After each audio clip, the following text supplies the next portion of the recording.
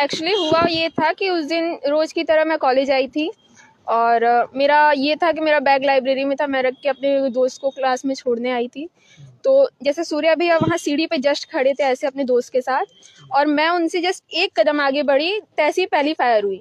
और मुझे ये बात नहीं समझ में आ रही है कॉलेज में वो लड़का गन लेके आया क्या। अगर मेरी कल को आपसे लड़ाई हुई है, आप मेरे सामने आओगे तो मेरी नज़र आप पे जाएगी कि ये मेरा दुश्मन है, तो मुझे इससे बचना चाहिए। इसके हाथ में कुछ भी हो सकता है, मुझे कभी भी निशाना बना सकता है किसी भी चीज़ के लिए।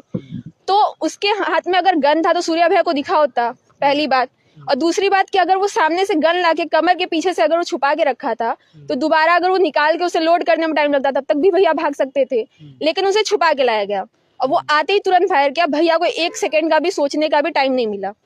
तो इसमें गलती प्रशासन की, मतलब कि इसमें गलती प्रिंसिपल की भी है। और सुबह ही वो लेकिन सवाल ये उठ रहा था कि जब जिस दौरान फायरिंग हो रही थी, आप बिल्कुल निर्भीक तरीके से वहाँ पर खड़ी थी। तो मैं वहाँ खड़ी थी। हाँ, लोग यही पूछ रहे हैं कि भाई लड़की क्यों वहाँ खड़ी थी। मैं उन्हें बचाने के लिए खड़ी थी। एक्चुअली मुझे ये लगा कि वो सीने पे गोली मार के गया है तो वो भाग गया था थोड़ी देर के लिए। मुझे लगा कि बस वो उतने पे करके हट जाएगा। मेरा तो ये तो था नहीं कि वो मार के ही पूरा जाएगा।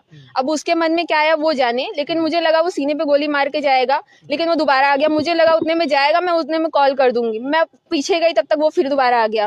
अब वो सीने पे गोली मार, अब वो सर पे गोली मार गया, तो उसमें हम क्या कर सकते हैं। लेकिन हम पूरी कोशिश की अपने बचाने की। अगर मेरे साथ 2-4 लोग और रहते तो शायद वो बच सकते थे। मेरी भी उसमें थोड़ी सी और हिम्मत हम दिखा देते तो शायद वो बच सकते थे। और मेरे घर वालों का ये कहना है कि पहली बात तो तुम्हें जाना नहीं चाहिए था, गई तो तुम्हें खुद चोट लगती चलता, लेकिन तुम्हें अपने भाई को बचाना चाहिए था। सवाल यही है कि जिस दौरान हम लोग कई वीडियो देख रहे थे जिसमें लड़की में भगदड़ की स्थिति हो गई थी, लड़के भाग रहे थे, उस दौरान बिल्कुल आप सामने, आपको नहीं डर लगा कि गोली कहीं आपके ऊपर न चली जाए? देखिए, बात ऐसी है कि मेरे पिता ने मुझे ऐसी परवरिश दी है कि कभी भी किसी सिचुएशन में डरना नहीं चाहिए। एक इंसानियत नाम की भी चीज होती है। अगर हम डरेंगे तो कल को हमारे लिए भी कोई डरेगा।